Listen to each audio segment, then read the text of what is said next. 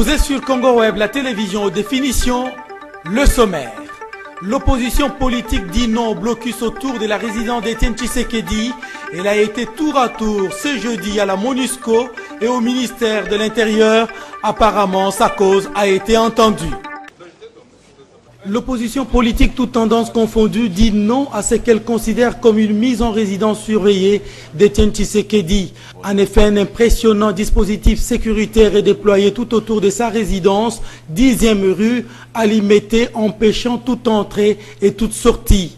Ainsi, Vital Kamerhe, Eugène Diomi Ndongala, Joseph Olengankoy, Franck Diongo ou encore Albert Moleka sont allés ce matin poser les problèmes à la MONUSCO.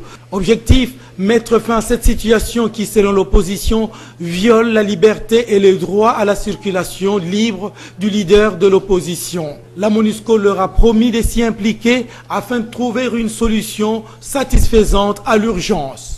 Après la MONUSCO, l'opposition a mis le cap sur le ministère de l'Intérieur afin de faire entendre le même son des cloches. Après environ 3 heures de pourparlers, l'opposition sort et déclare que sa cause a été entendue. La levée du dispositif autour de la résidence de Tshisekedi sera immédiate. Aujourd'hui, nous n'allons pas dormir sans vérifier que la mesure a été réellement levée. Et si elle n'a pas été levée, nous prendrons nos responsabilités. Et quand est-ce que cette mesure sera levée? Immédiatement. Immédiatement aujourd'hui. Vous êtes venu voir le ministre. Attendez, nous avons laissé 3 personnes qui, ensemble avec les responsables, mettent les modalités. À son tour, le vice-premier ministre sort, il confirme l'information de l'opposition, mais il nuance.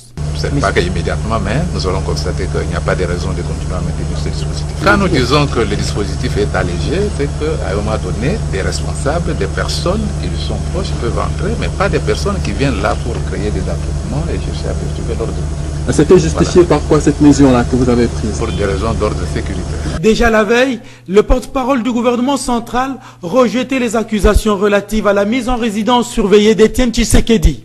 M. Tshisekedi n'est pas en résidence surveillée. Lorsque M. Tshisekedi sera mis en résidence surveillée, vous serez informé parce qu'il n'est pas au-dessus des lois. Personne, la terre ne tremblera pas. Mais jusqu'à ce moment, il n'y a aucune raison de mettre M. Tshisekedi en résidence surveillée. Et du coup, la tension a semblé tomber d'un cran, évitant une dégradation sérieuse de la situation dans les 24 heures. Reste à vérifier si les engagements pris par les uns et les autres seront tenus.